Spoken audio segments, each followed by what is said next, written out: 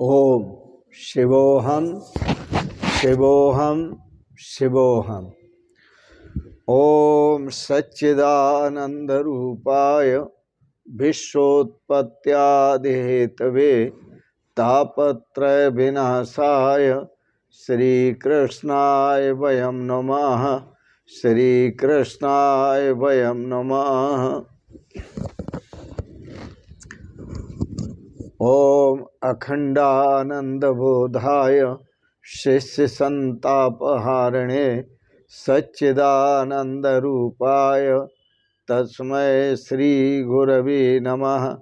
तस्मै श्री गुरवे नमः।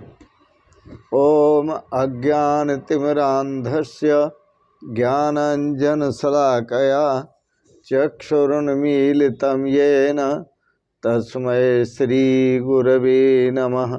तस्मै श्री गुरवे नमः। ओम। पूर्व प्रसंग में आप श्रवण कर रहे थे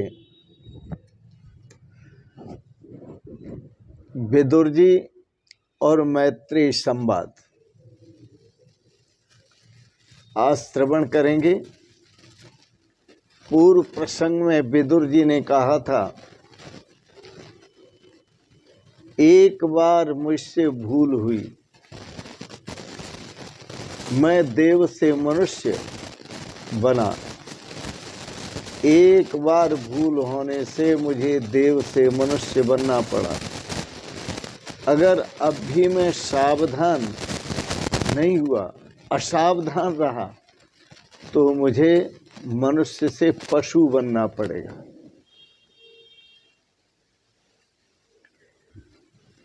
इस प्रकार से उन्होंने अपना अनुभव प्रकट किया। फिर इसके बाद मैत्रेय जी से विदुर जी ने अनेक प्रश्न पूछे और उन प्रश्नों में एक प्रश्न था, भगवान अकर्ता हैं और अकर्ता होते हुए भी कल्प के आरंभ में भगवान ने सृष्टि की रचना कैसे की है। तो वह अकर्ता, लेकिन अकर्ता होते हुए भी कल्प के आरंभ में सृष्टि की रचना कैसे की उन्होंने, ये एक प्रश्न है। दूसरा प्रश्न, संसार में सभी लोग अपने दुख दूर करने का उपाय करते हैं और सुख प्राप्त करने का प्रयत्न करते हैं, लेकिन अक्सर लोगों को सुख भी प्राप्त नहीं होता और उनका दुख भी दूर नहीं होता। सुख भी मिलता नहीं है, दुख भी दूर नहीं होता है। ऐसा क्यों? ये दूसरा प्रश्न था। बस इन प्रश्नों के उत्तर के लिए विदुर जी ने सोचा, मुझे इन प्रश्नों का उत्तर मिले, आप ऐसी कथा कहिए, आप ऐसी कथा कीजिए और भगवान की लीलाओं का सुंदर वर्णन कीजिए, जिससे मेरा दुख भी दूर हो और मुझे सुख का अनुभव और सुख की प्राप्ति हो। मैत्रेय जी ने विदुर जी को कहा कि सृष्टि की उत्पत्ति की कथा या सृष्टि की उत्पत्ति का प्रसंग श्रीमद् भागवत में कई बार आया है, बार बार आया है। और तात्विक दृष्टि से यह जो सृष्टि है, जगत है वह मिथ्या है। जगतगुरु शंकराचार्य जी ने कहा ब्रह्म सत्यम जगत मिथ्या, जीवो ब्रह्मैव न परः। ब्रह्म सत्य है, जगत मिथ्या है, और जो जीव अपने को समझ बैठा है यह ब्रह्म ही है, न अपरः, यह कोई दूसरा नहीं है।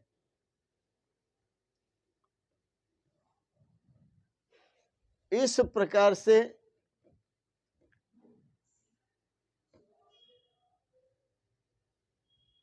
साधुओं ने सृष्टि का अधिक विचार नहीं किया, संतों ने सृष्टि का अधिक विचार नहीं किया, किंतु सृष्टि के जो कर्ता परमात्मा है उन परमात्मा का बार बार विचार किया है, बार बार विचार। और विदुर जी, वस्तुतः साधकों को सृष्टि का विचार नहीं करना चाहिए, जितना भी विचार करें वह परमात्मा का विचार करें, इसी में आनंद है।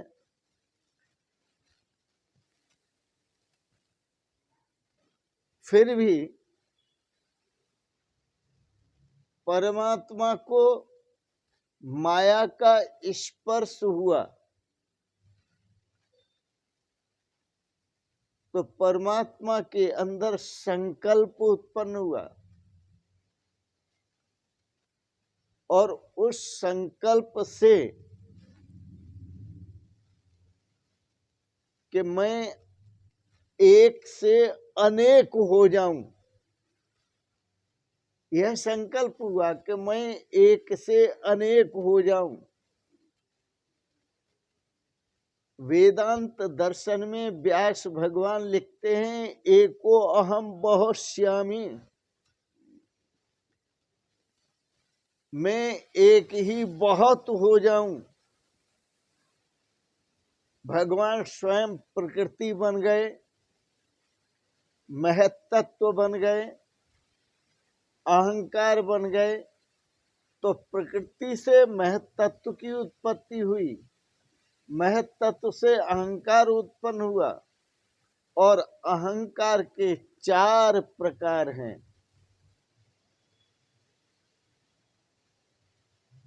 फिर तन्मात्राओं का वर्णन है, 5 महाभूतों का वर्णन है, किंतु यह तत्व स्वयं में कुछ भी नहीं है। यह तत्व स्वयं में कुछ भी नहीं है, और कुछ भी क्रिया करने की सामर्थ्य इन तत्वों में नहीं है।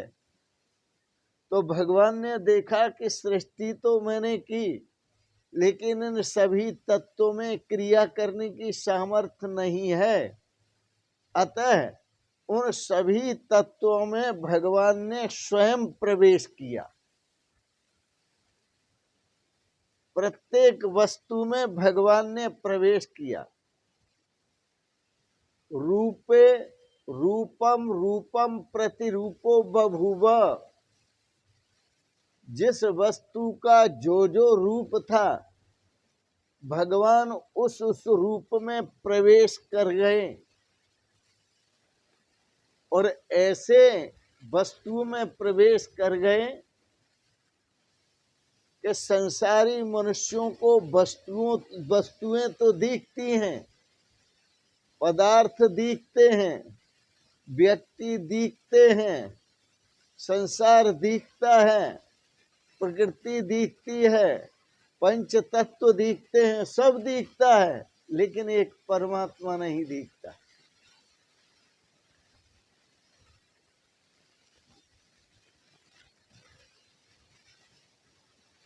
तत् सृष्ट्वा तदेव अनुप्राविशत,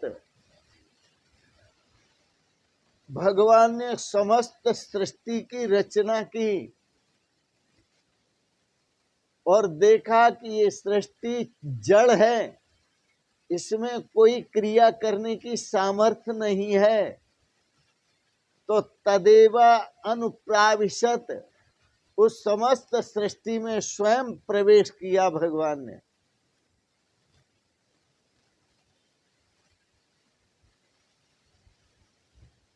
इसलिए जगद्गुरु शंकराचार्य को कहना पड़ा ब्रह्म सत्यम जगत मिथ्या। ब्रह्म सत्य है, जगत मिथ्या है।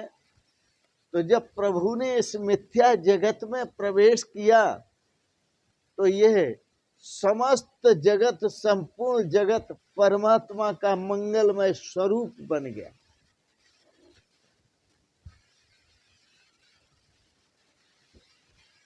भगवान की नाभि से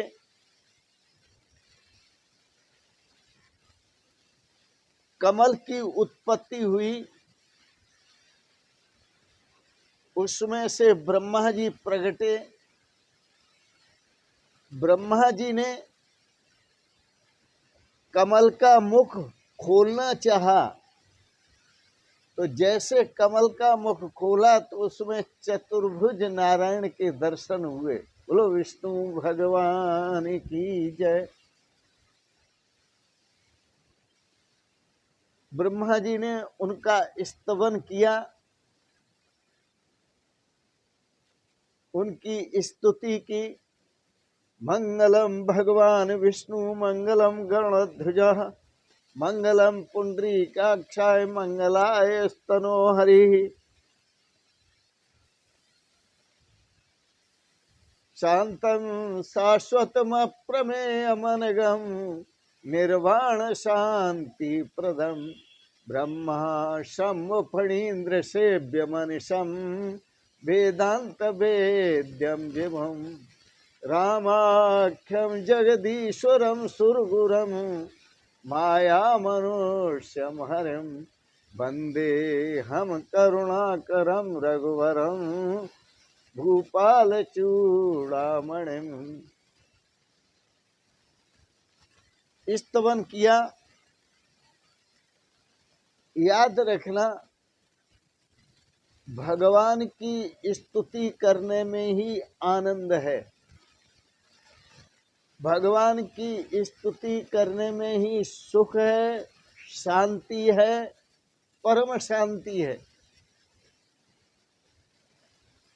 बाकी संतति और संपत्ति, इनकी स्तुति नहीं करनी चाहिए, संसार की स्तुति नहीं करनी चाहिए।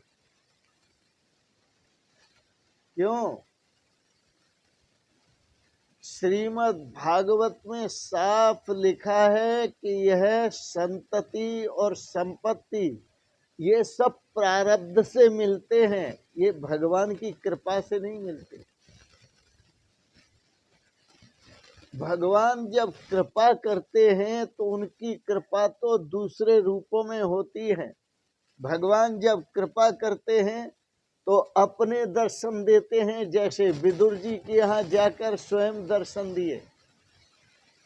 भगवान जब कृपा करते हैं तो अच्छे संतों का, ऋषियों का, मुनियों का दर्शन कराते हैं, उनका सत्संग कराते हैं।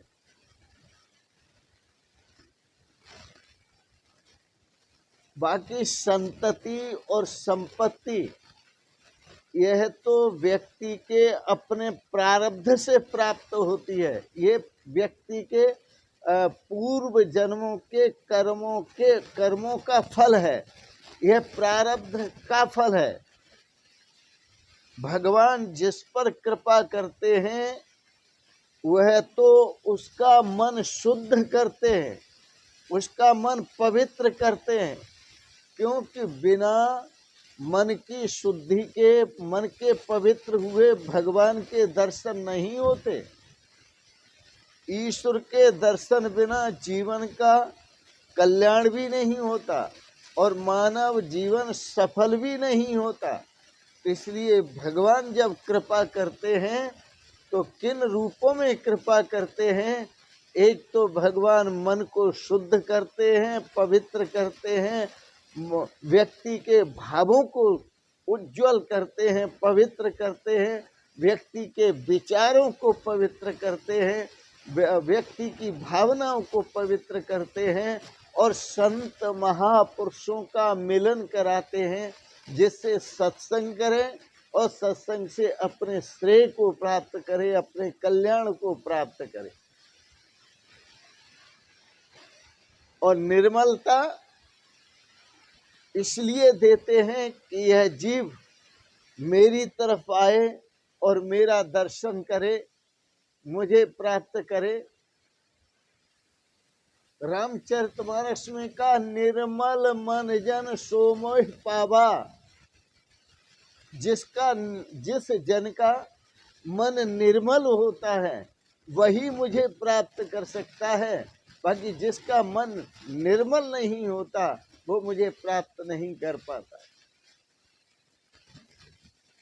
कबीरदास जी ने बड़ा सुंदर लिखा है, मन ऐसो निर्मल भयो जैसे गंगा नीर, मन ऐसो निर्मल भयो जैसे गंगा नीर, पीछे पीछे हर फिरे कहत कबीर कबीर। हमने परमात्मा को खोजने की, हमें परमात्मा को खोजने की जरूरत नहीं है, परमात्मा को ढूंढने की जरूरत नहीं है, परमात्मा को प्राप्त करने की जरूरत नहीं। हमें तो जरूरत है अपने मन को निर्मल बनाने की, हमें आवश्यकता है अपने मन को पवित्र बनाने की, हमें आवश्यकता है अपने भावों को पवित्र बनाने की। यदि हमारे भाव पवित्र हैं तो भावो विद्यते देवा, हमारे भाव में ही भगवान बसते हैं और भाव से ही भगवान मिलते हैं। इसलिए साधकों को चाहिए कि ये संसार की संतति और संसार की संपत्ति और यह सृष्टि, इसे भगवान की कृपा न समझकर यह अपना प्रारब्ध समझिए।